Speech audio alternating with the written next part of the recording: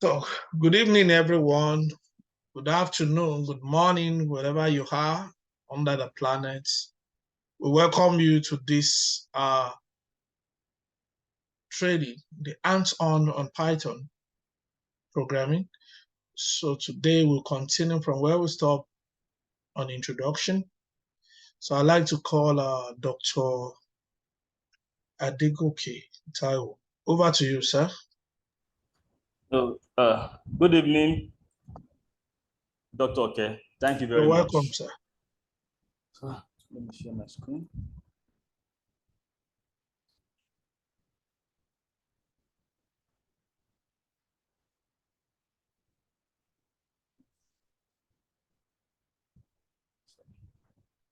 So, I believe everyone can see my screen. So, this is the second day of Python training, and we stopped at if statement yesterday, and today we will continue from where we stopped. So, the first thing is to launch our Anaconda. And as I've stated yesterday, the best way to do that is by using prompts. That is by using prompts. So we use Anaconda prompt. Anaconda prompt. So we locate Anaconda prompt on our system, and we can launch our Anaconda from that place, which is the fastest way to launch it, our Jupyter Notebook.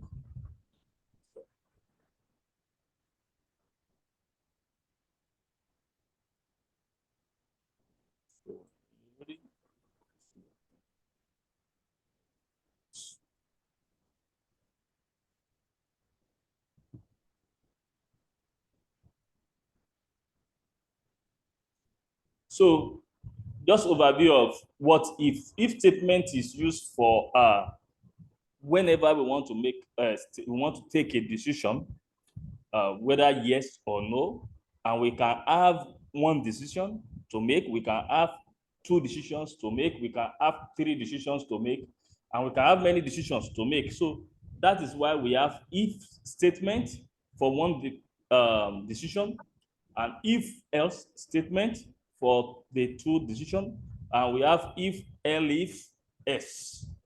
So we can have this particular block of code. We have three decisions to make, and using if, and that means we have multiple decisions to make. So let me now launch my Jupyter Notebook. So the best way is to type Jupyter Notebook from your Anaconda prompt, and this will automatically open your browser, your default browser. So what I have typed here is Python notes.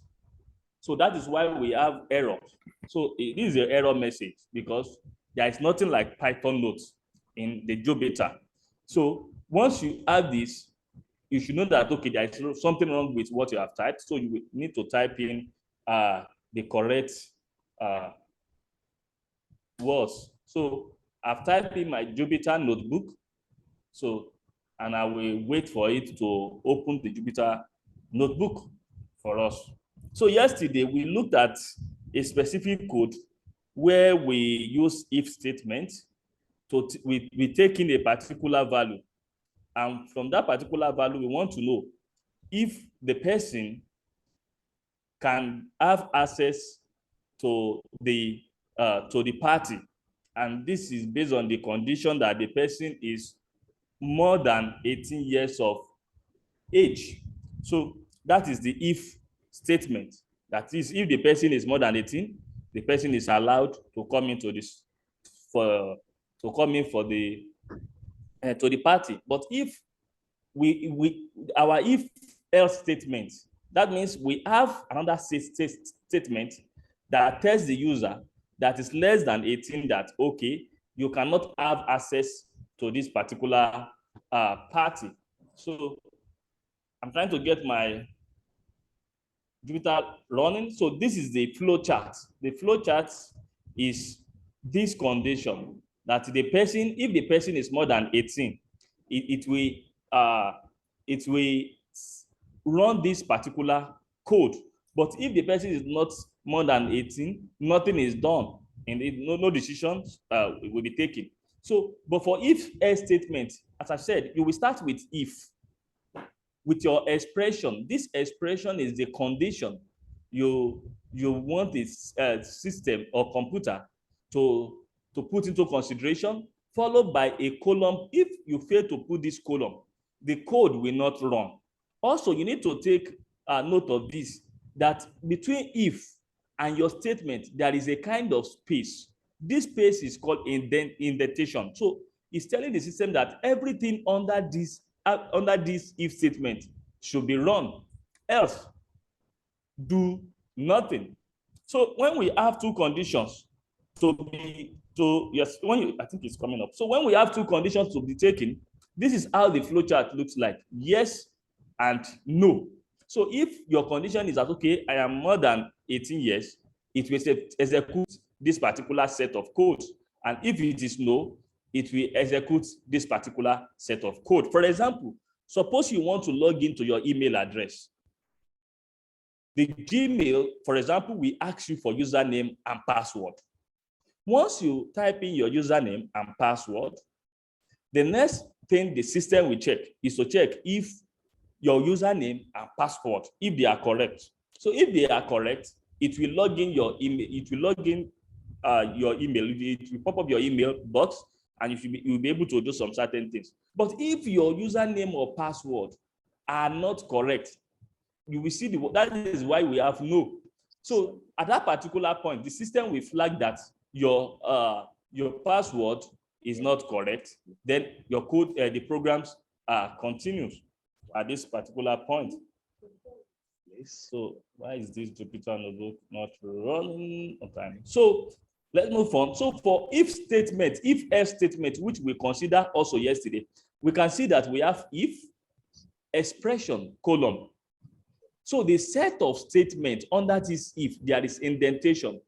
There is indentation before we have else column, else statements, which we have this statement and the rest of the code. So for us to have the rest of the code must fall directly under our if and under our else statement. If not, there will be a kind of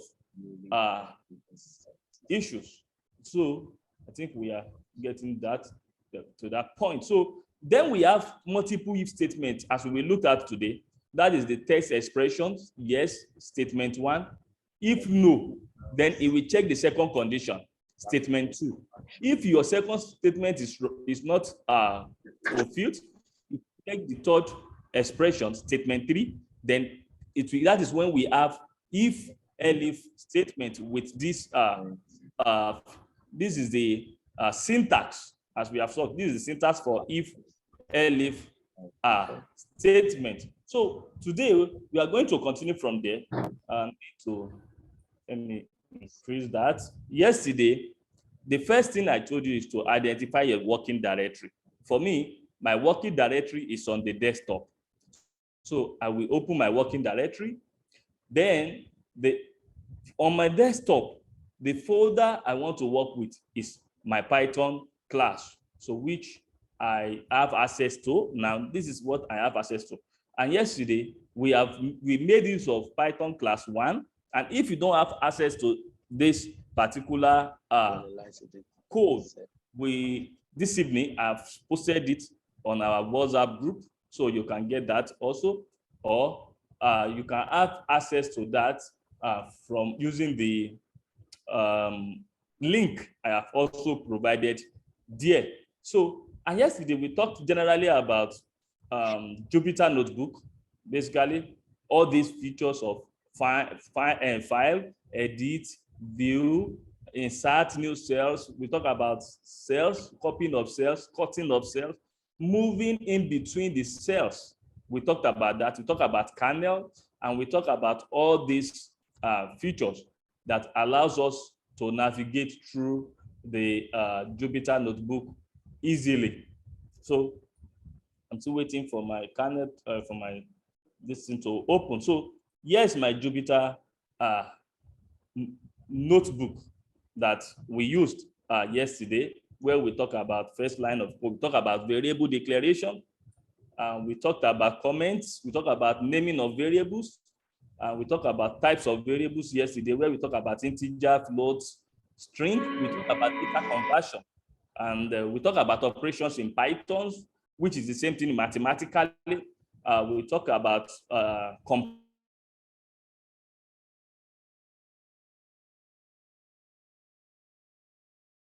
than not equals to and all the rest. We have the logical operators, which we regarded as and the or and not symbol. And we have the assignment statement, which we also considered yesterday. So yesterday we considered this if statement, and today we will still continue this particular code. So yesterday we stopped at if else statement. Today we are going to look at elif. Elif allows us to have multiple statements, multiple conditions to be to carry out. So for example, let's say we want to write a code to determine the grade of a student. We all know that we need to know the grade of the student, which is test.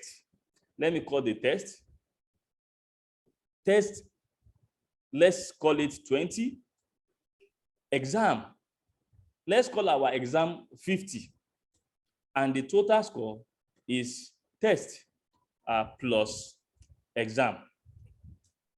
So we are all aware that the grading system starts from A, B, C, D, up to F. So that is where we are going to use our if statement. For example, we can say if, open a parenthesis, total, which is this total score, is greater than or equals to 70. Now, this particular statement here is called the conditional statement. So I want to add a logical statement.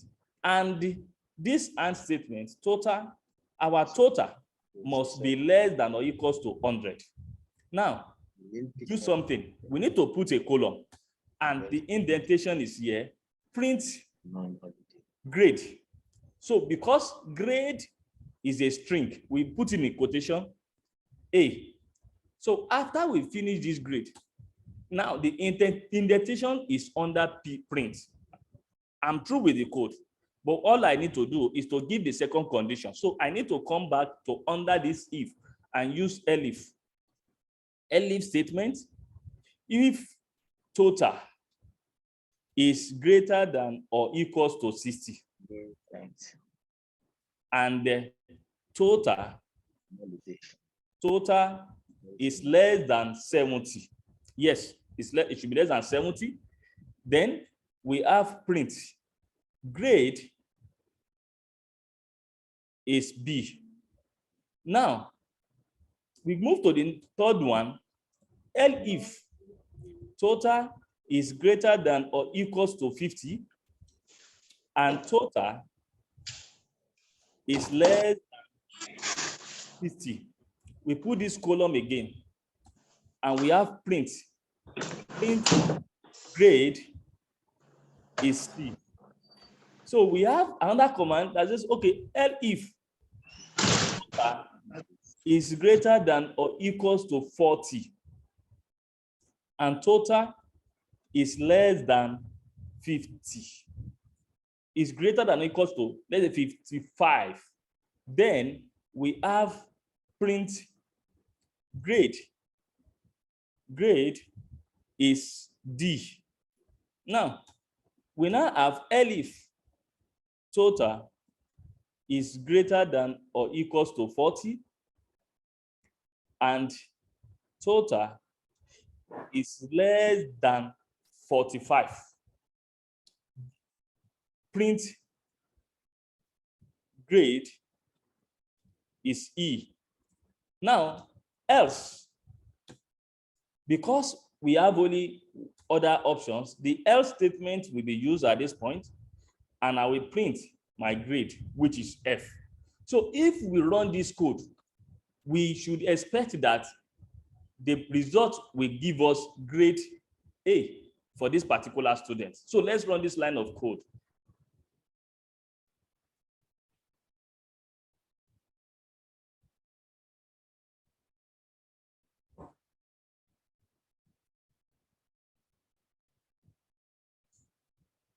Okay, do I need to do that?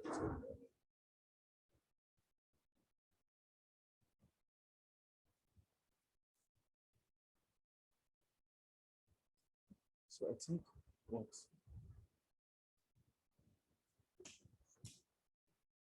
Okay, let me check if my this thing is working fine. Let's say A is 4, 5, and print A. I want to know why I'm not having some results. Okay, let me try and restart and clear out my this thing. Seems my Jupyter is not working properly.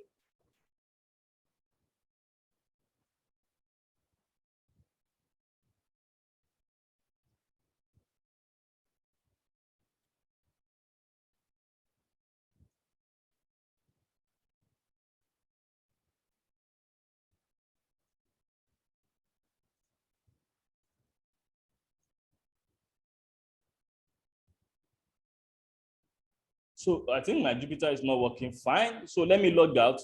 You can log out, and I will start all over again. Yes, I will start all over again.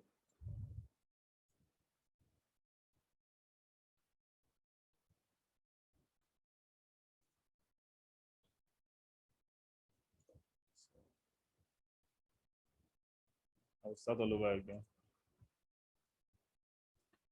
Oh.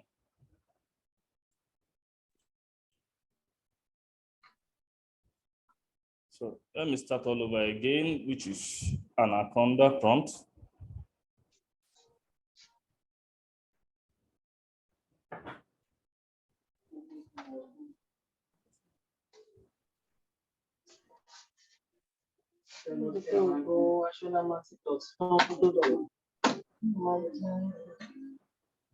Jupyter notebook.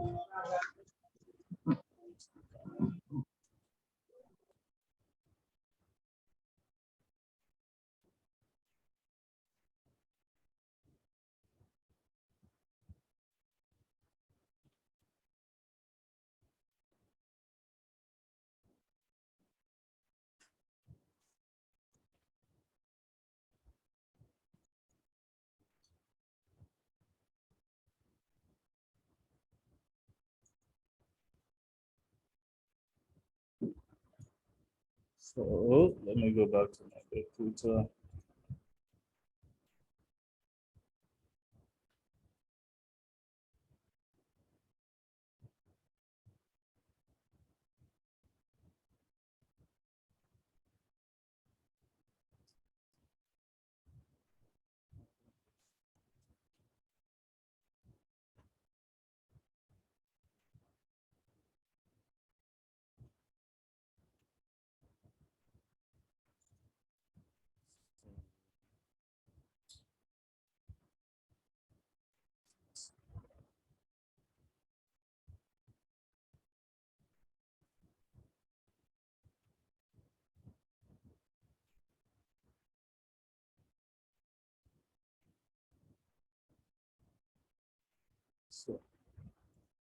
So let me try and run this line of code. If it run, right, check that. Okay, so I think we are fine now. Okay, so let me paste this code again.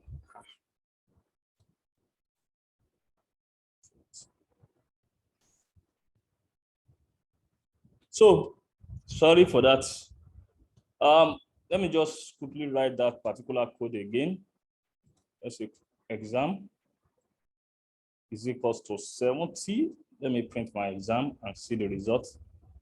Okay, so my total is equals to test plus exam. So if statement total is greater than or equals to 70 and total is less than 100, print. So, and we'll be using this print grade A.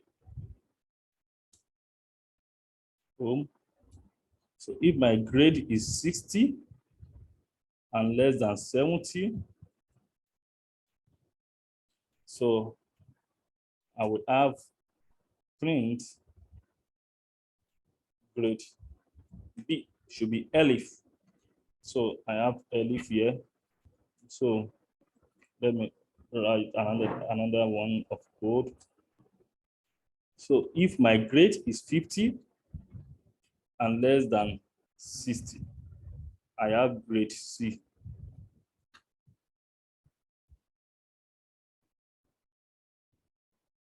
I have grade C.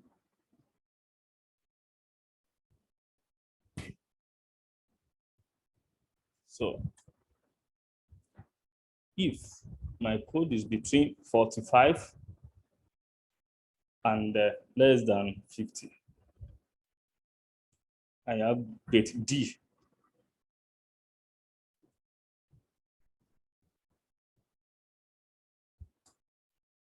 If my code is between 40 and 45, I have grade E. Grade E. Now, else will be print grade F. So, yes, so this is the code for multiple if statements.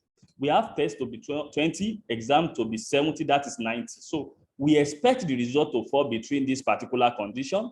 Total should be greater than 70 and less than 100. So if we change these values of our test to 10, what do we get? That is grade F.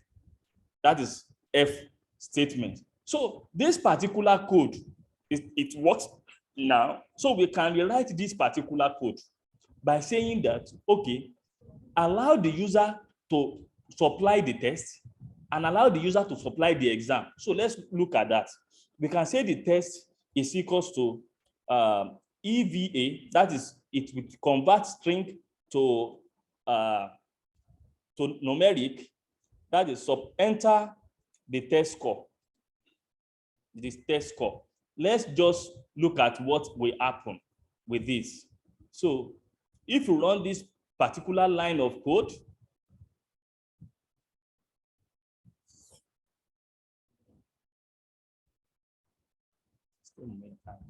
so we have a test to be 34. Let's assume that. So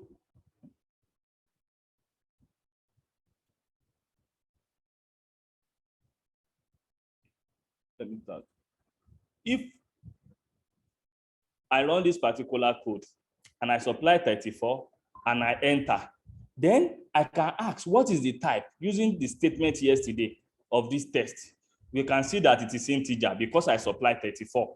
Now, if I actually supply a float, which is 35.5, and I want to check what is the type, we still have float. So this statement, EVA, that is ever, allows us to convert string to numeric. So now that we are done with that, I can use the same approach for the exam by copying and paste the code and say, okay, give me the exam score. So here is the exam score.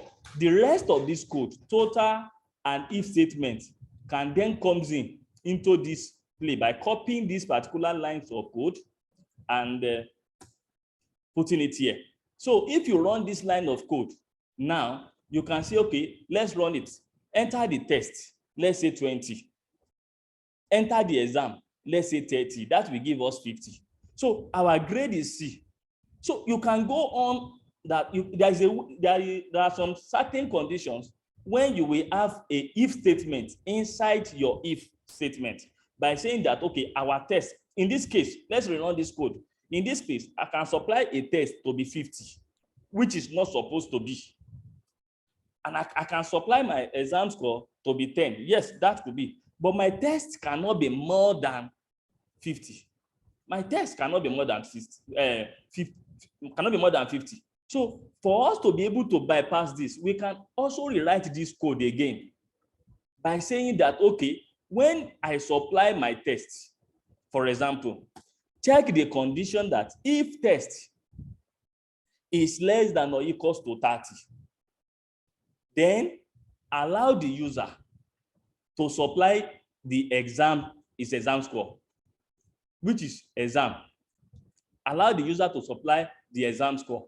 If not, which is the else statement, you can print, just print invalid test score, invalid test score. This is, you have sorted out the issue of if statement for the test. You can come back and say, okay, this exam score that you want to supply here, you can say, okay, this exam score must not be more than 70 marks. So you can check again by saying, okay, if exam score is less than or equals to 70, then carry out this total. Then that is when you can carry out this specific total, which is this. So, which is this particular set of code here. Indentation. So I decided to use indent here because all these statements are block of code that needs to be executed under this particular if statement. So if our exam, which is the else statement now, which we now say, okay, my else statement is else. If this exam is greater than 70, then print invalid exam score, invalid exam score. So let's test this code. Now, if you run this code and I supply 40 as my test and I enter, it will tell us invalid test score. Now, if I rerun this code again and I supply my test to be 20, it will ask me for exam.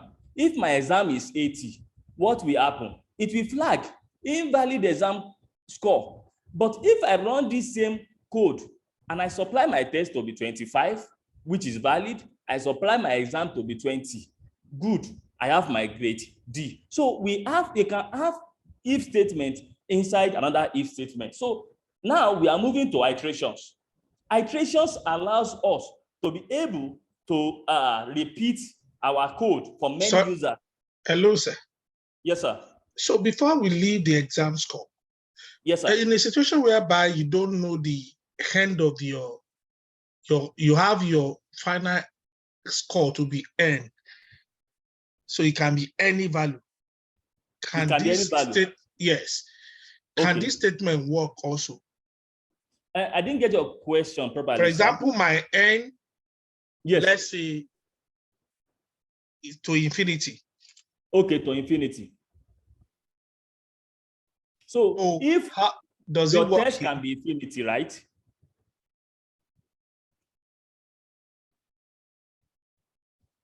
Which of the n? Is it the test? Is it the test or exam? No, let's say exam. Okay. So if my exam can be any value, then there is no need for this if statement.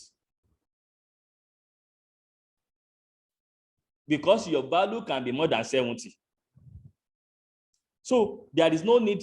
So what you will have, let me just copy this code. I think what you will have will be something like this. It will be something like this.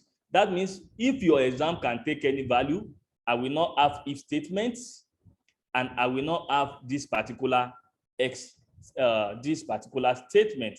And all I will have is if this is this, if this is this. And another problem we are going to have is that our exam and total, if you run this particular line of code, it will not run because there is indentation here, there's another indentation here. So this exam will fall under this particular indentation. So with this, you can supply any value. So let's run this code.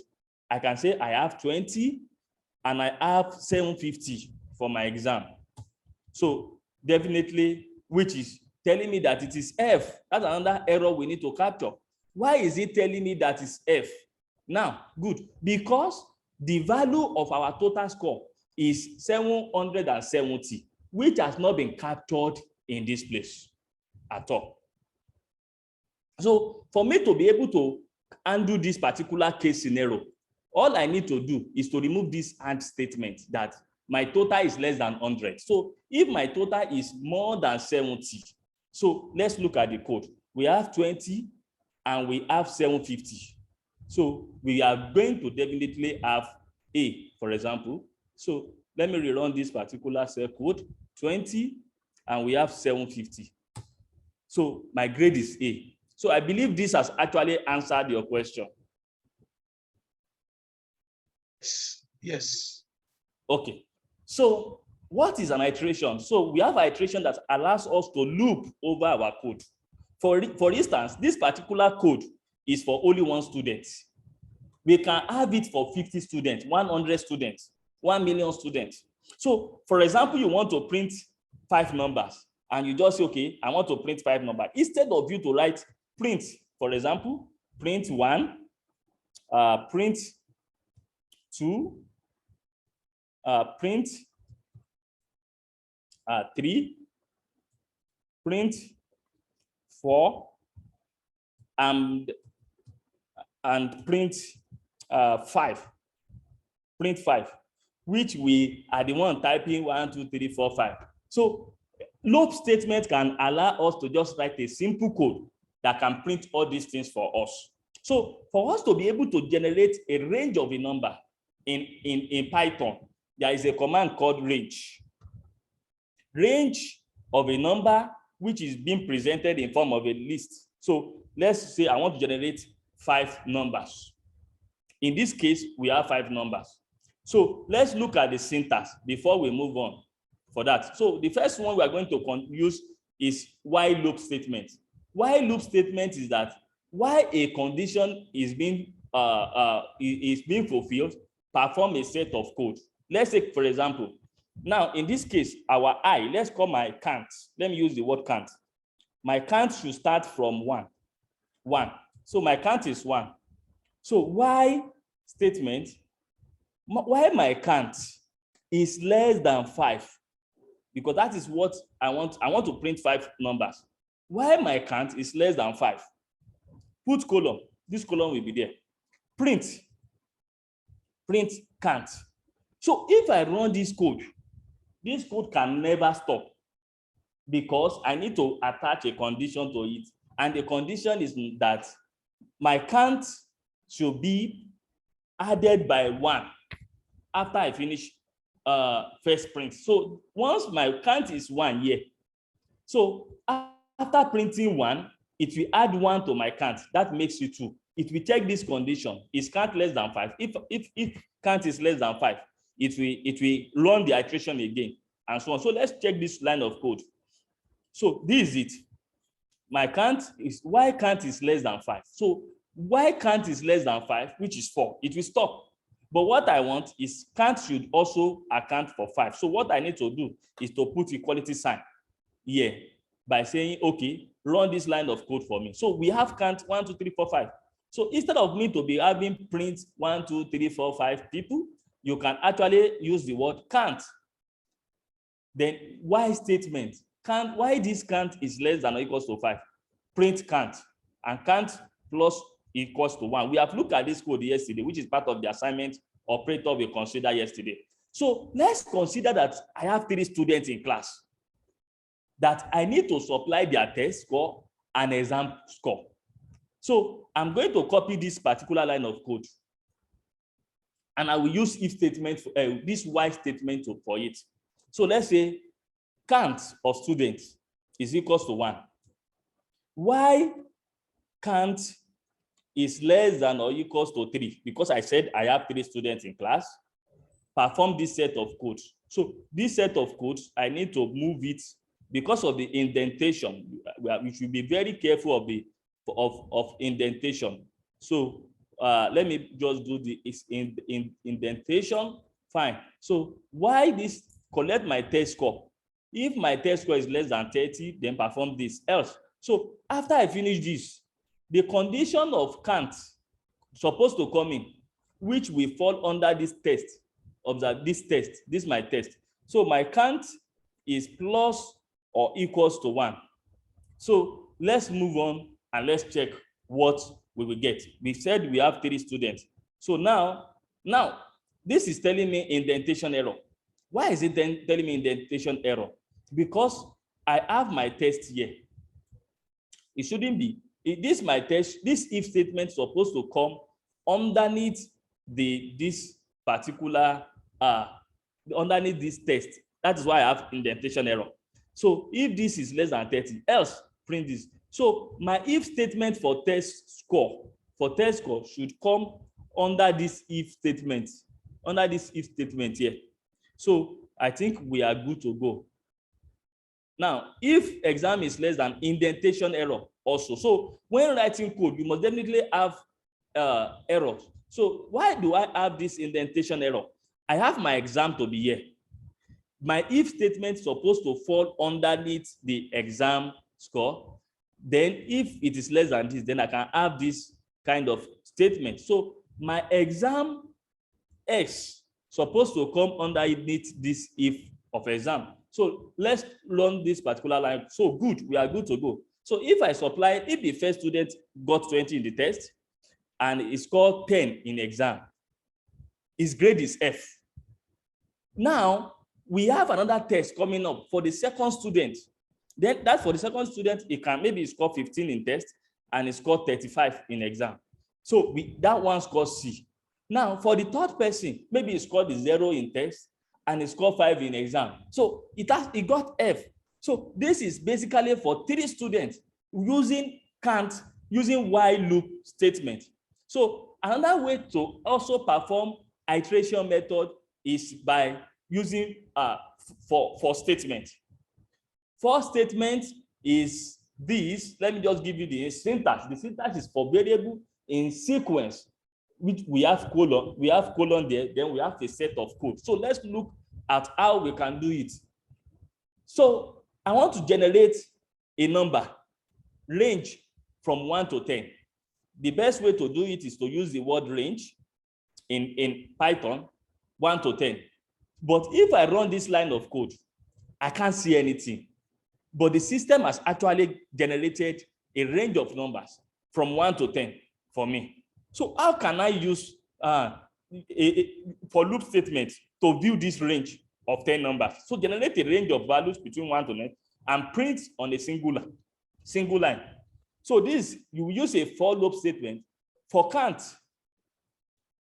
in range 1 to 10. That is for loop statement with your condition. Print. Let me write this. Print count. So if I use the word print count, let me run the code and let's see what will happen. So this actually prints 1 to 9. So in Python, your variable starts from 1 and it ends with 0. It starts from 0 and end with that particular number minus 1. For example, let me just use a range of 10. Don't let me specify why. Let me rewrite this code. Now, your count starts from 0 in Python. In R, it starts from 1. So your first index in Python is 0, followed by 1. So automatically 10 numbers have been generated because 0 is also a number. So we need to put that in mind anytime we are working with Python, that our values is, if we want to generate 10 numbers, that means it will generate 9 minus 1, which because it starts from 0. So that is for that. Now, for us to generate 1 to 11, for us to generate 1 to 11, that means 1 to 10. 1 to 10 number, I will start from 1 and I will use 11. So by the time I specify 1 to 11, this will generate, it will start from 1 and stop at 10. So let's run that. So this is 1 and stop at 10. Now also, you can print this code on a single line of code. And how can you print it on a single line of code? All you need to put is to put end, comma, and put quotation. Then if you run this code, it will put it on a single line. So instead of you to arrange it in this way, you will have it on a single line, 0, 1, 2 to 9. So also, you can have step. That means you want a system, you want your program to jump a particular number. You can have that particular line of code. Let's assume we want to generate 1 to 100. and I want the computer to produce the fifth number after the first one. The fifth number after the first one. So all I need to put is to put the step 5. Step 5, we now print the first number. Let's look at it. So now let me put end and put my quotation here. Now, if I run this, you can see that, okay, let me put that in quotes, in space. Now, after the first number, the next number is 6. Why do we have 6? Because of this 5. This 5 is the increment. It loops over the fifth number. So this is how to write the for loop statement. But also, we can write the same exam score. This is the same exam score for 3 students. Let me say for 3 students. Yes, using for loop for statement, using for loop statement. How can we do that? Just use the word, start with the word for. I in range, as I've said, range 3. So if that is case, put your column and you have your indentation here. So let me if I run this set of code, there will be an error because of indentation. So with this, I think it will run perfectly. So let's run this line of code. Good. For the first student, it will ask me the test score is 10 and the second one is 10. So the person score F. Let's say my test score is 30 and my exam score is 80. Let's look at that. It tells me A. Let's say my test score is 5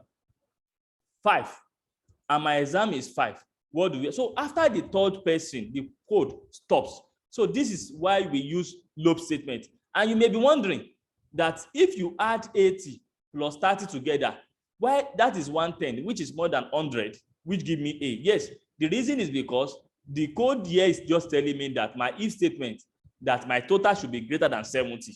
I didn't factor in the fact that it should be less than 100. So that is why we have that. So having looked at for loop statement, for that, we can move to string statement.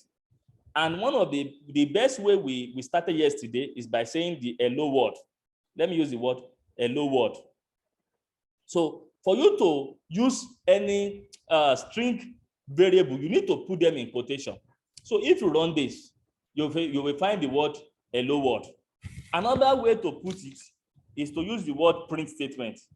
A print statement where you now have in quotation hello word. We have this particular set of code.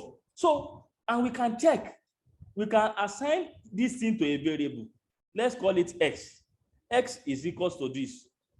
And if we run this particular line of code, we can print x. Let me print x. I can print my x. As yesterday, we can check the type of x. What is this x? It's all about. This x is telling us that is a string. Okay, I made a mistake here. It says name typr is not defined. That means I made a mistake, which is the typing error. I'm supposed to use type. So now it's telling me that it's a string variable.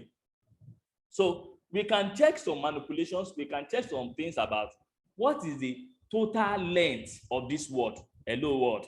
What is the total length? So we can check it using the length len function, which is len x. So it's telling us that we have 12. So if you count it, 1, 2, 3, 4, 5, 6, 7, 8, 9, 10, 11. So this 12 contain the space. This space is a character in a string. So this particular len counts this space. That is why we have 12 instead of 11. So there is something called concatenation in string. So concatenation is about adding 2 string numbers together. Adding 2 string numbers together. Let me give you an example. The example I stated yesterday is that let me use the word A is determined. Yes. And another name is analytics. Analytics. So now, what is the meaning of this concatenation by adding 2 numbers together? Let's check it out. A plus B. What do we get? Now, let me run this line of code. Now, it's telling me that the name A is not defined. Why is it not defined? I have not actually run this line of code here. So let me run it. Now, I have run it. Then I have run it. So we have this determined. Is there any question, sir? Go ahead. So now, determined. This is not the way it ought to display it because it has added data, mind, and analytics together. So the best way to bypass this is by doing it this way. You can put a space in front of A and use the word A plus B. A plus B. Then we have this. So we can see the space here, data, mind, analytics. We can run the same code again by putting a space in front of A, and we said A plus B, and we run this particular line of code again. But another way we can do it is by saying that okay, I want you to print, let me use the word print A, and I put comma, I put a space in between that, and I put another comma, and I put B. So if we run this, we can see another space. This particular space generates this space, but we are talking about concatenation, which add the two numbers together. Another way we can also do this is by saying that, okay, let me make my C, let me make my B to be that, and let me create another value called C, and that C will be a space. So I can now say A plus C plus B. We now say, okay, equals to this. So this C is the space we have embedded in that. So another thing you can do is to repeat your string values. For example, our A is determined. I can say A times 3. Let me use that. Determined, which it has added by 3. So the best way to do this, to overcome this, is I can come and say, okay, let me use this particular code and put a space after my D. Let me run this. And if I multiply it 3 times, we can see determined, repeated 3 times. So we have indexing in string. So indexing allows us, let me use that word. Indexing allows us to be able to pick out some from values or some to select some single characters from a string variable. And let's take, for example, in the case of determined, which is this, I want to pick out the letter T. So, and the first thing I need to know is what is the length of A? What is the length of A? The length of A is 9. That means 1, 2, 3, 4, 5, 6, 7, 8. With this space, 9. Now, let me now say that I want to extract this T. So for me to extract this T, I have told you, Python starts from 0. So if my D is 0, my A is 1, then my T is 2. So if I type A, for me to now find that particular thing, I will use a square bracket. I will type T. I will type 2. So if I type A, square bracket 2, I should have my T. So this is what is called indexing. This indexing allows us to refer to a particular character in a particular string. And also we have slicing. This slicing is what we can get multiple sentences from slicing. That means this is a process of selecting a subsection from a string. So let's take, for example, at times, if we forget our password on Gmail address, and Gmail wants us to verify our account, for example, and my account is, maybe I have registered my phone number. My phone number is this, is 080, let's say 6220 9978. This is my phone number. At times, let me use Markdown here so that I can explain further better. Now, you will see that at times, Google will ask you that, Google will just say that, supply the last 4-digit number. And what Google will tell you is that Google will just supply is 080 6220, it will now put that star star star star. So this particular star star star star is what you are being asked to supply to confirm your phone number. So let's look at it, how we can do that, how we can get that particular slicing, to get the slicing out. Now, the slicing is that I need the last 4 digits of my number. I need the last 4 digits of my number. And how can I do that? That is 1, 2, 3, 4. So I can say that I want to get, now there will be an error here, but let me leave this like this. Now, how many number is this? We have 1, 2, 3, 4, 5, 6, 7, 8, 9, 10, 11. So 11, it will start from 0. Is 0, 1, 2, 3, 4, 5, 6. So my last number will start from 7, 8, 9, 10. So let's pick that up. So 7, then I will put colon 10.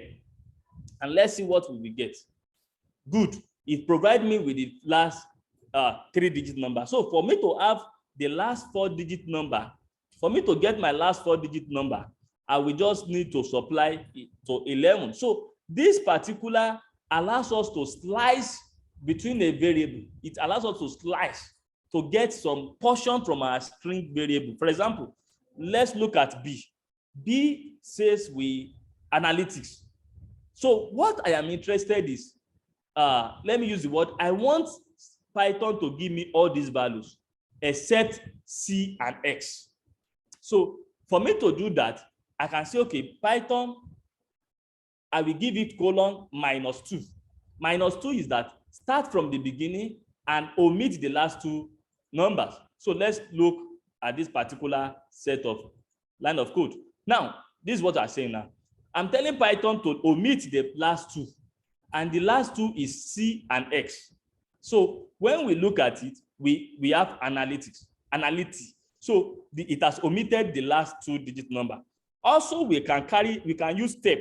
We can use step to produce a number. Let's say I want Python to give me between step 2 from the 2nd to the 10th, and give me the 2, taking 2 steps. That means if I am to start, I want Python to start from this A.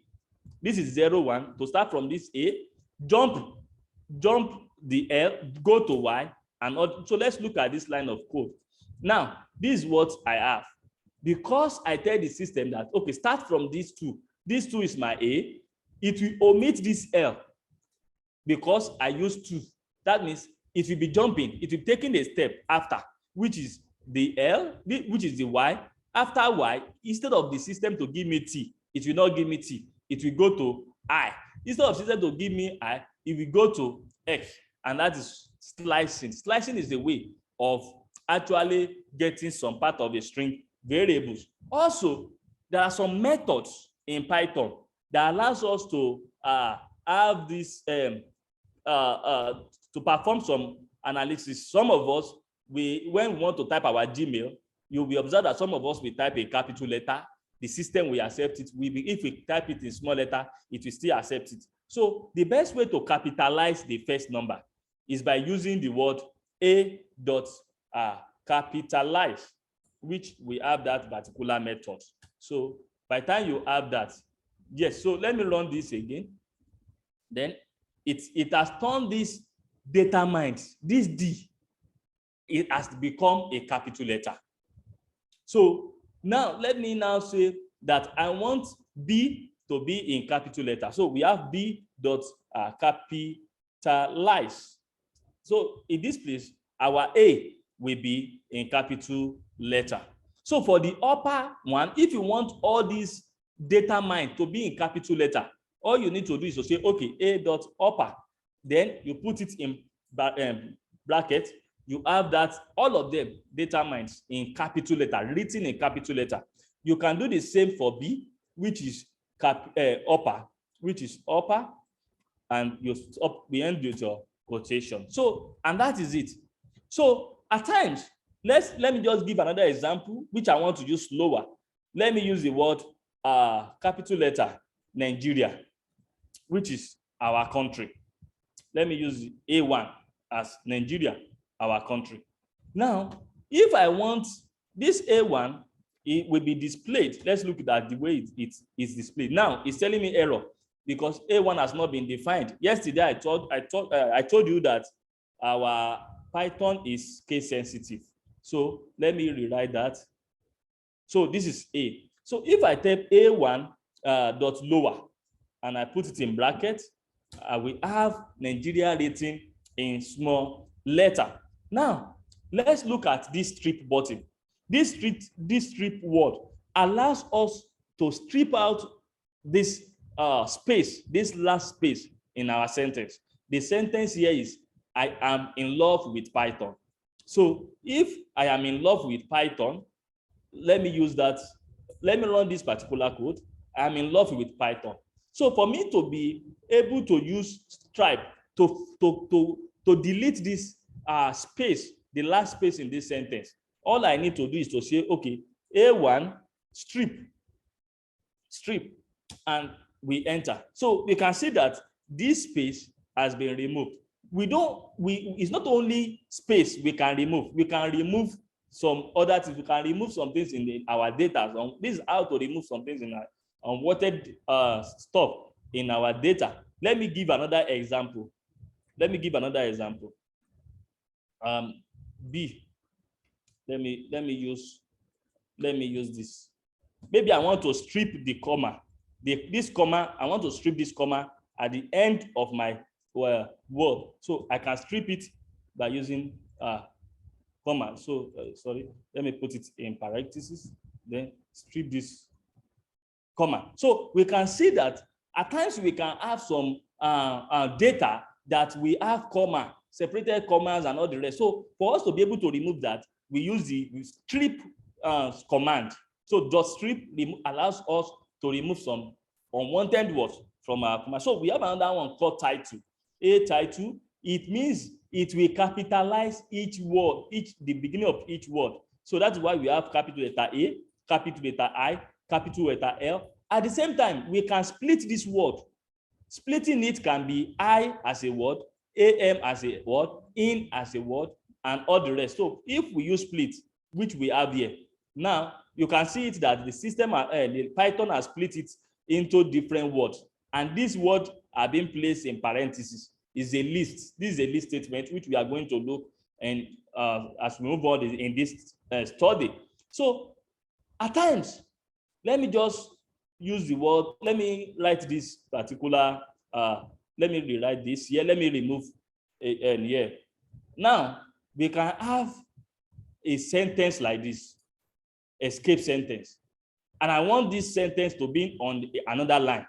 That is where the \n comes in. So by the time I use \n, that means this escape will be on a line, the sequence will be on another line. This creates a sentence on another line precisely. So this T is a tab. In tab, it display, that is, it brings it just like our normal tab on our keyboard. So it creates a space in between it. So a space in between it. So that is that. And this also, it creates a space, but not a tab. You can see that the space within here is far more than the space within here. So this is a normal space. It allows us to put space within sentences. And when we talk about string formatting, that means, for example, we want to write a sentence like which will contain my name and my age. And this sentence, we want it to not display anybody's name. So this can be anybody's name. So that is why we use the word dot format. So dot format allows us to do this, and we can reference this using a reference name or using an ID, which is using a ID. For example, I want to write my name is, you can see my name in quotation. My name is, I put it in quotation, this curly bracket, F name. This F name is what we have here as John. So I am age. That is my age, which is being displayed here. So if I run this code, what you will see is my name is John. I am 36. You can change this John to anything. Let's call it Yinka, for example. And if I run this line of code, it will change it. My name is Yinka, and I use reference name. for this particular string formatting. If you don't want that, you can use index to reference that. For example, I say print my name is square bracket 0 and I am square bracket 1. This 0 stands for John, 1 stands for the age, as we can see, dot format after this string, dot format. So when I run that, I have my name is John, I am 36. I can change John to be Bomi, for example, and I will run the code, and running the code still gives me the same thing, my name. This is actually, we use this basically when we create an account with a, let me say, a new platform where they want to display our username and password also. So now another way to write it is, I can say my A is 5, my B is 10, and I use F string to calculate this. So I will just say 5, which is 5 plus 10 is A plus B. This particular curly bracket performs A plus B, which is 5 plus 10, 15, and not 30, not 2 times A plus B, which is this. So this particular formatting can be used anyhow, and you can use it in your data analysis stuff also. Another example is, maybe you just put an account and your username is, for example, Adestista, and your password is 1, and you want to tell them, okay, welcome, Adestista, your password is this. So this particular string formatting allows us to work through that. So another thing we need to talk on as a data analysis, sequences. Under the sequence, we have list and we have tuple. So list, let me just go back to the, now, under sequences, we have list. So list is the most versatile data types available in Python. So a list contains a collection of objects. So when we talk about objects, it can be a list of fruits, list of names of people. It can be list of country. And for us to be able to declare, to define the list, what we use to define the list is a square bracket like this. Once you use this square bracket, you are telling Python that you want to create a list. So this first one is a list, an empty list. This one is another list of numbers. This is a list of variables, and a list can contain numbers, it can contain anything. So if we run this, for example, let me check the type using the type command. This command is telling us that it is list, but it's a list of empty space. So let me look at that. So list lst -0. By the time you run this line of code, you will see that it's an empty list. So we have this for the second one, which is the list one. It tells us that it's still the same list, but let's check the kind of data we have in it. So that is 1, 2, 3, 5. So we have another list, which is the third one, and we can create a list from our variable. Let's say variable is A is equals to 3, B is equals to Shegun, and C is equals to 4. We can create a list from it by separating it with comma. So for each variable, they must be separated with comma. So it's also a list, and by the time you check what is inside the list, you can see a variable. And so you can access this list. For example, let me say the way we have worked about it the other time, list underscore 4 is 0. It will only supply 3, which is the first value.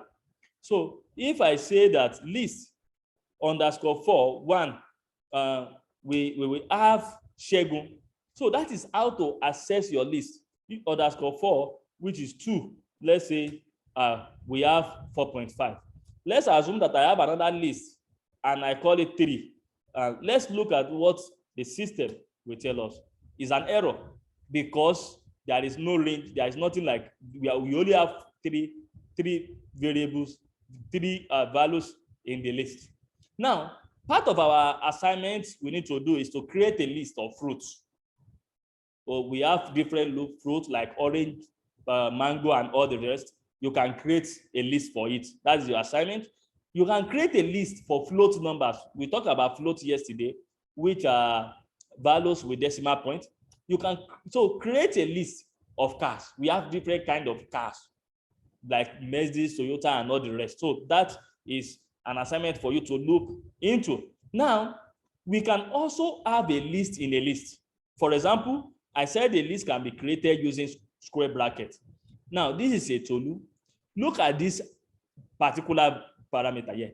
It is a list. This particular value I've highlighted is a list inside a list Y1. So this is a list inside a list, and we call it a nested list. And yesterday we talked about this hash. Hash is used for comments. So that is that. Let's look at the type of this Y1. So I can access my list, as I've said. So accessing my list of this one, list inside list is this. So it brings out this list 35.7. I can access the list inside the list by using this Y1 also, which is 1. Also, I want to access 5.7. So for me to access 5.7, I will use another one. So it is accessing list inside a list. So that is how to access a list inside a list. For another example is I deliberately put two square brackets here. So when I run it, it's still a list. Now, if I look at state and I run this code, it's a list inside a list of states in Nigeria. So the last time we talked about creating a range of 1 to 11, but I can't access the range when we are talking about for loop statement. So that is what I have stated here. Best way to access a list is to convert that A to list. We talked about conversion yesterday. So by the time you convert it to a list, you have your result 1 to 10. So this list of the range, as we have discussed, starting from 1 and end from 10, is a list by converting this range into a list object. So we can check the length of our list. For example, my length A is 1 to 11 is 10. The list of a state is 1. Why is it 1? Because it's a list inside a list. Because we have a list, this list inside another list. That is why it is regarded as a 1. So when we run this, we have 3. So when we look at that Y1, we have 3 objects, which is Tolu. This is the second list, and the truth is the third list. We can check the length of the list, basically. And we can slice and index a list. For example, this is a collection of a word. These are the words in my list. Let me run this particular collection. So for me to index each and all these observations, I can use the word with their index. The index can be captured by saying collection square bracket 0. So for you to access that, you use square bracket 0. That is 24.1. For the 1, it is 4. 42, it is word. We see this word ever. This ever is a language, is a reserved word in Python. That is why they call it. It's an inbuilt function in Python. So that is how to actually refer to a list, indexing your list. And also, we can use, I want to print it one after the other. You can print your list. So this is printing it. And the last time we talked about for loop statements, 4 statements, which we have talked about in today's class. I use for I in range, so of length. So the length of my collection, you should find the length of my collection, then create a range for it, then loop over it. So let's look at what we get. So you can see that it brings them out one after the other. We can use for item in collection, print item. That means each of these words in that particular list is an item. So we can use another loop statement. Another way I have done that is by using a loop statement. I say let my I be equals to 1.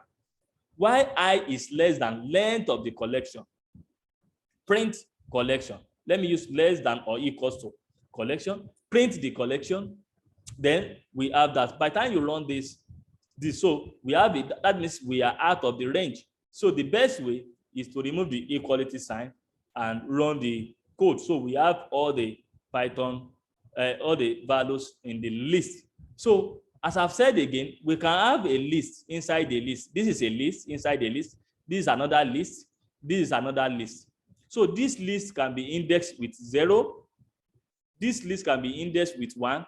This one can be indexed with 2. So that is why I want to access the name Titi from the list. So number one, I want to access the name Titi. Let's look at that. So the reason why it's flagging it is because I have not run this particular line of code. So I've run it now. Then let me have, so this is Titi. I'm saying that from my list of this first list, which is 0, give me Titi's name. So aside from that, I want my list to give me the second, from the first list, give me the second variable. This is my first list. Give me the second one, which is 21. So it's 0, 1, 2. So if I run this particular line of code, it will supply me 21. So also, I can compute the average of a list. Average. It means my list of 1, which is this. Average is for a numeric value. 0. My list 1, which is this, which is 1. My list 1, and this second one, divided by 3. I can find the average, which is 26. So there's something called mutability. Mutability is that something can change. Can a variable change? Now, let's consider something again. I said print this particular word. I have 24 for word, and I have this input value. I want this collection. I want to change the third index in this word and replace it with Ibadan. For example, I want to replace this ever word, which is the input function, and replace it with Ibadan. All I need to do is to say, okay, collection square bracket 3. That means I want to change that particular variable in that particular stuff into Ibadan. So let's run this particular line of code. So we can see now that our collection have changed. It has changed from this input value to this Ibadan.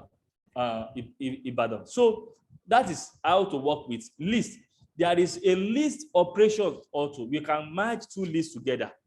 For example, I have this list. I have second list. If we combine these two together, it will form a new list, which is 1, 4, 6, 5, 7, this one and this one. So you can merge two lists together. So this list can be a data, another data can be the second data, and this happens majorly in data science, where we first of all remove all variables that are not numeric to one side, we move the second one to another side. At the end of the day, we combine them together. So at this place, I want to add 34 to a list. What are we going to get? Boom, we have error. What is the error? Because 34 is numeric, and this one is a list. So you can only add a list to a list. Rather, you can add number to a list. So another way we can do that is that when we look at this list contains a number, it contains vector, and it contains a string variable. And 34 cannot be added to a string variable. 34 cannot be added to this. So let's look at this. I have created a list of numbers, and I want to add 3 I want to add 20 to this list. So let's look at what we get. Error.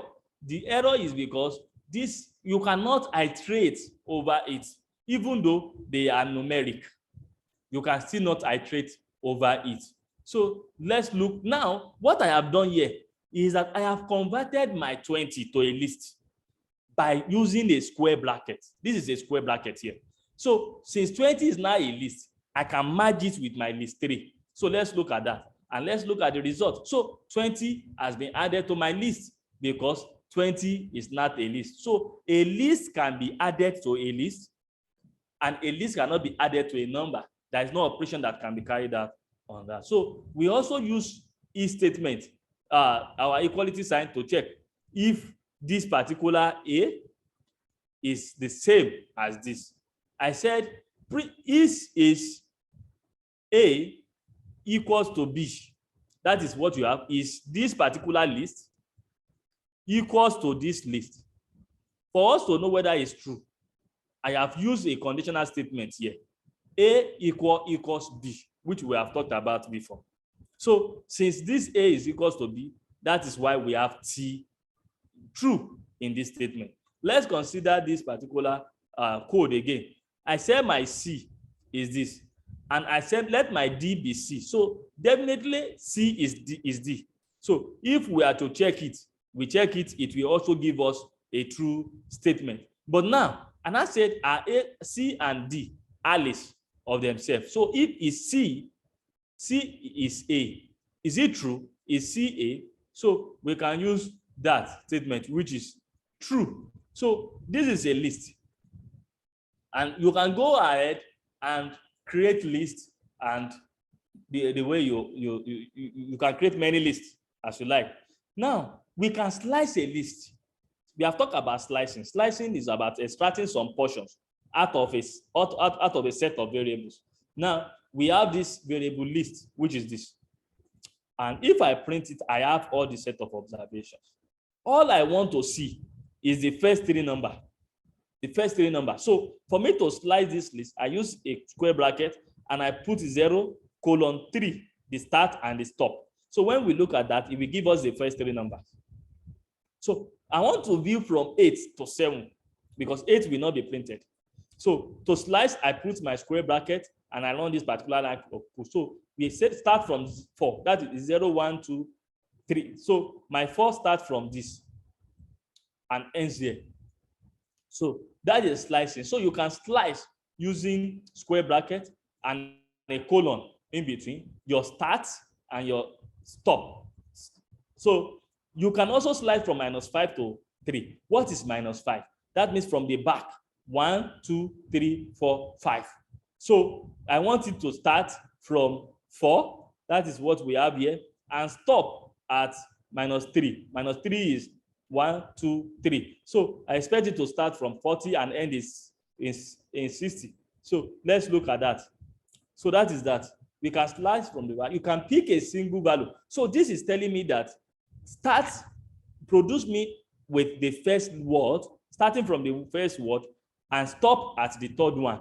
So it will start from 10 and end at 30.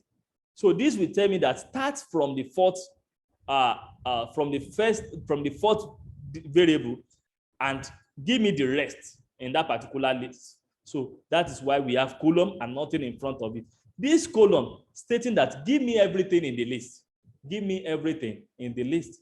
So that is a set of observations, and that is how to slice. So there is also a list method. A list method allows us to extend our list. It allows us to append. What is append? Append means to add to the already existing list. So this list we have here is Segun, 5, true, and 3.5. So let's check our list. Now, for me to append means to add to it.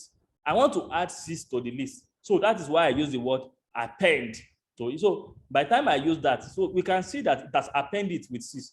It has added it with 6. I can append it also with a state or your state. So we can see that it keeps appending it. And I can append it with a vector also. So it keeps adding to our list. So when you have a list, you want to add something to your list, you can use the word append. So we have another one called extend method, which is still the same thing. You extend it. You extend your list. It's still the same way.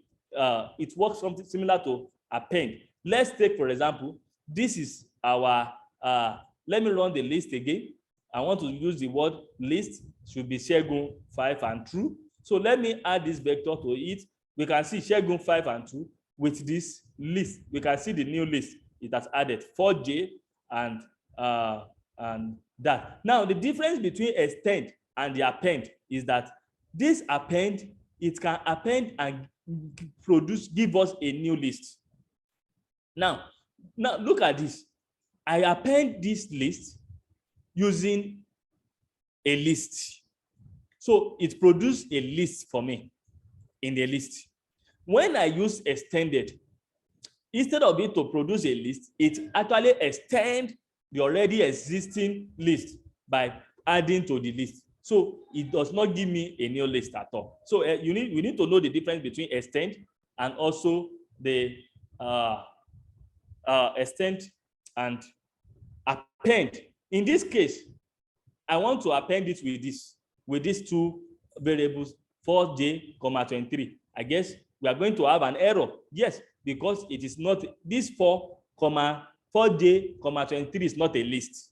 So we need to make this a list before it can be extended into our list. So this is another way to extend a list. So we can see that we have extended our list. Now, we have a list. We have another method in a list called insert method. Insert method allows us to insert a variable in a particular index.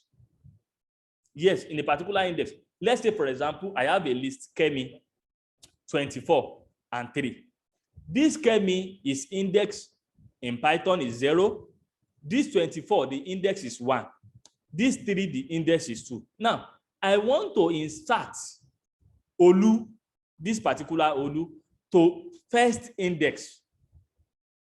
So that means we can put a particular variable in a particular location, and that is what that particular sentence is all about. Yeah. Now let me run this code. Now run. We can see that we have Kemi, and Olu is now the number 1, index 1.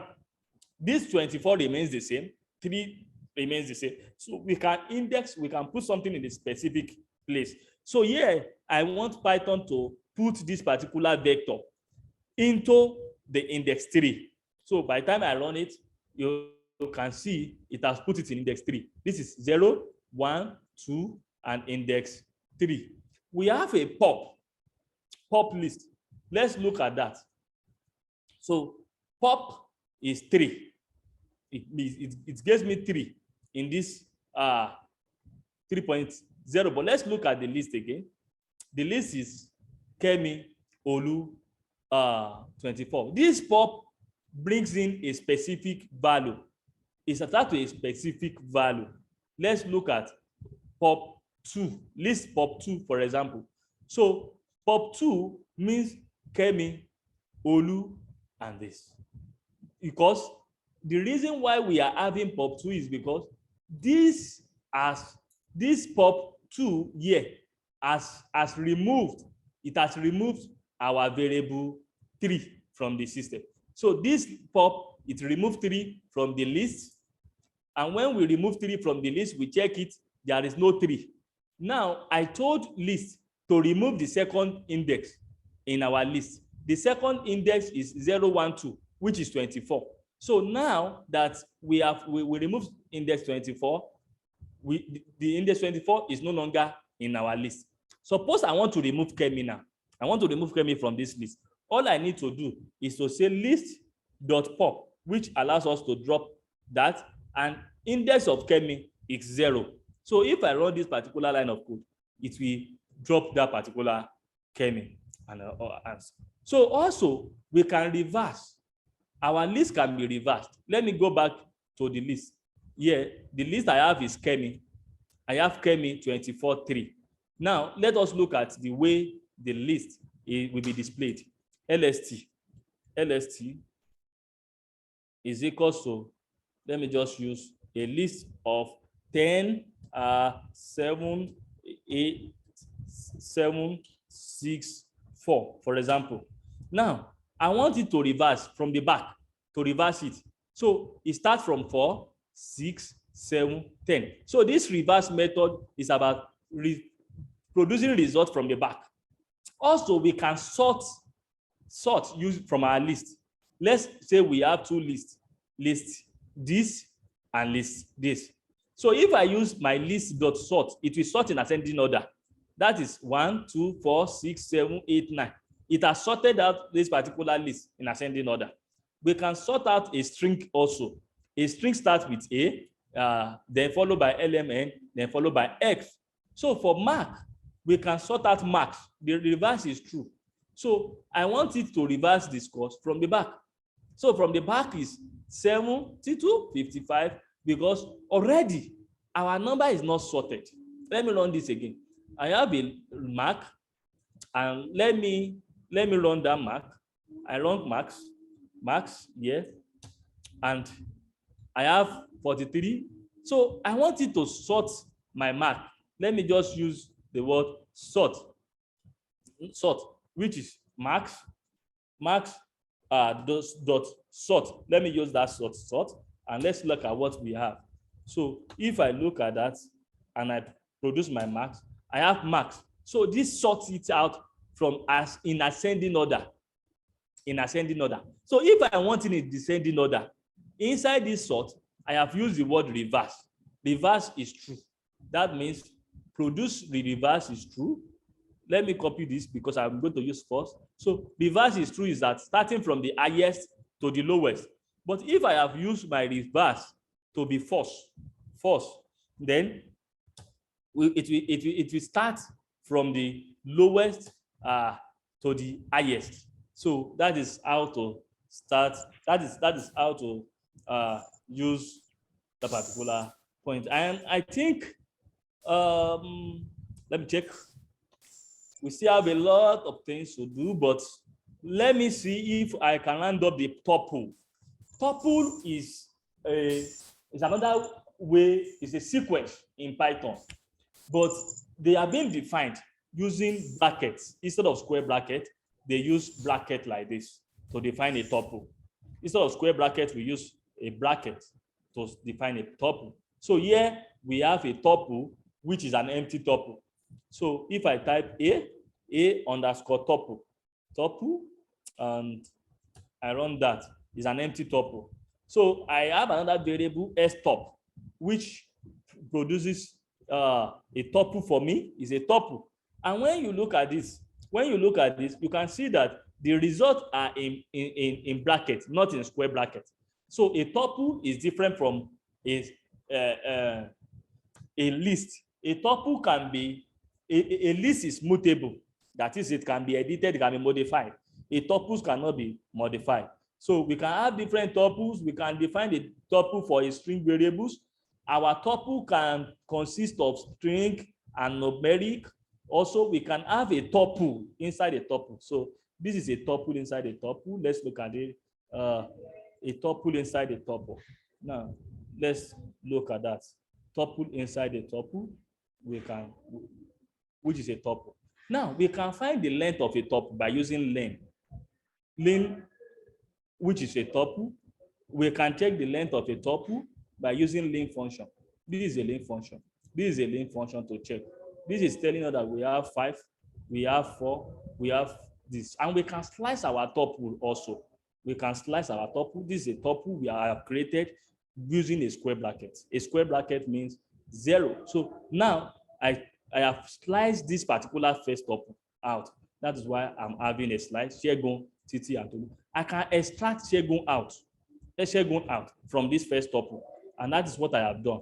Tuple 0 into 0, which is Shegun. You can also, from my tuple, you can extract these two. I extract this tuple out. And I can slice a tuple too using the square bracket and the colon method. So this is 0 to 1, 0 to 3. So we are talking about give me a tuple of 0 to 3, which is Shegun, 5, and true that we have seen. I can say a tuple from -2 downward. -2 is 1, 2. So it will produce your state to Shegun backward. So that is a way to slide. And I've said a tuple is not mutable. It's not mutable. Let's look at that. Now, error. It's not mutable because you cannot change a value in the tuple. You can't change it at all. So I tried to change the first tuple.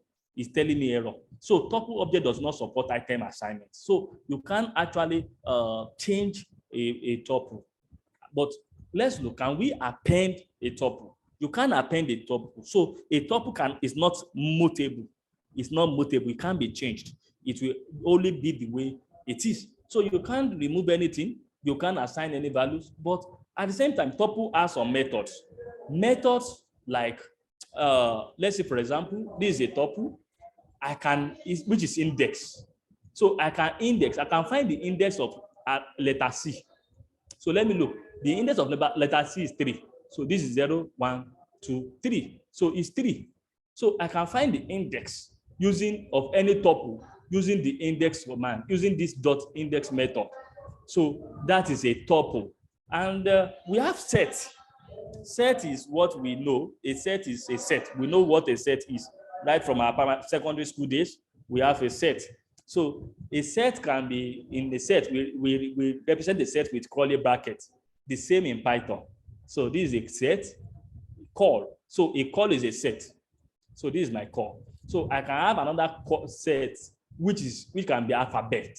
So this is another alphabet which is a tuple. So I can convert a tuple to a set. Now, for me to this alf ALFP is a tuple. So if I convert it, for me to convert this tuple to a set, I just use the word set apple. So it converts it to a set. Now, instead of having bracket, it now have a square bracket. So I can check the type of a tuple of that, which is a set now. So and I can check my call. A call is now a tuple, is now a set. Now we have fruit, a set of fruit, apple, mango, orange, and all the rest. And we can have a set that contains age. So we have operations in set. Operation in set we include len, length of a set, that is len age. We have 4, 1, 2, 3, 4, 5. That is 0, 1, 2, 3, 4. Yes, the reason why we have 4 is that we have how many sets? Now we need to be very careful. 1, 2, 3, 4, 5. So sets do not allow repetition. These 23 appear twice. So set, we assume that it is 1. So that is why we have 4 in the set. So set does not allow repetition. List allow repetition. Tuple allow repetition. We can index in a set by using square brackets. Index 0 will give us that. So we can see that in set we can't index that. We can't index that. And we can't also slice a set. We can't slice a set. It's an error. So set cannot be sliced and it can be indexed. But rather, there are some operations we can do. We can add to a set. We can add to a set. So we have added 5 to a set. And a set is always arranged in ascending order. In ascending order. A set is always so we have vector, we have number, then we have alphabet, arrange the alphabetical order. So we can add to a set. I want to add ayo, this ayo. So for me to add to a set, I will use dot add. So this is ayo. So ayo has been added to the set, arranged with numbers, string, and Boolean forms. So we can remove in a set, a particular number, we can remove in a set. So I want to remove 23 from this list of a set. For me to remove 23, I use the word my set.remove. My set.remove. For that, I remove that. Let me look at that. 23. So we can see that 23 is here. 23 is no longer here. And some operations we can do with a set include union, intersection, and complement. So I have a first set, second set. So if I say first set dot union with second set, so 1, 2, 3, 4, 5. That is why we have a union. You always know that you can perform a union with a set. Also, another way to carry out a union is using this symbol. So we can find a difference between two sets. First set dot differences with the second one. That means what is in first set that is not in the second set. 4, 5, 6 in the first set, 4, 5, 6 in the second set, but 1, 2, 3 is not there. We can do the same for second set minus. So we can use minus. Second set minus first set. So we can use first set minus second set. See the same thing. Instead of also use dot differences, we can find the interaction. And we can find the interaction between a set, first set dot interaction of the second one. And interaction means what is in first set and what is in the second set. And another way to perform this interaction is by using the operand, this particular operand sign to perform a interaction. And we have the same value. So for this class, we are going to stop here today because from dictionary we will go into Python, into pandas. From pandas, we now go into data frame, where we can see how we can import data, where we can see how we can analyze, do visualizations. And at that point, next class, I'm going to talk about dictionary, and I'm going to talk about pandas on Saturday. And the same Saturday, Ms. Dr. Ogunsoya will take us through pandas, importation of pandas and visualizations next week, Saturday. And on Sunday, we are still going to do some data analysis using pandas. So for this class today, we are going to stop at set. We are going to stop at this set tonight. Thank you very much. Dr. Okay, please, over to you. Thank you so much. We really appreciate your indulgence. Thank you, everyone. Do we have any question, please? If you have questions, if you have contribution, you have addition or subtraction, please can you raise up your hands? If a particular thing is not clear to you, at the end of this class, you will have the recording, you will see it there on the platform. Please, can someone just share with us, Ekun, if it's possible for you to share the WhatsApp link on the chat, or the Ogunsoya, are you still there? Please kindly share the link for the WhatsApp so that people that still want to join, so that you can have access to the recording. Thank you so much. If you don't have any question, please can we just thank our facilitator for today, Dr. Adegoke. Yes, we can see. Thank you, Dr. Adeshina. We can also, if you are not on the WhatsApp link, you can click on that and join the WhatsApp link. So from there, we can also have access to other the previous classes we had. So let's try as much as possible to do that. So if you don't have any other question and any other contribution, would like to draw the. Oh, okay. Let's ask Ogunsoya, are you there?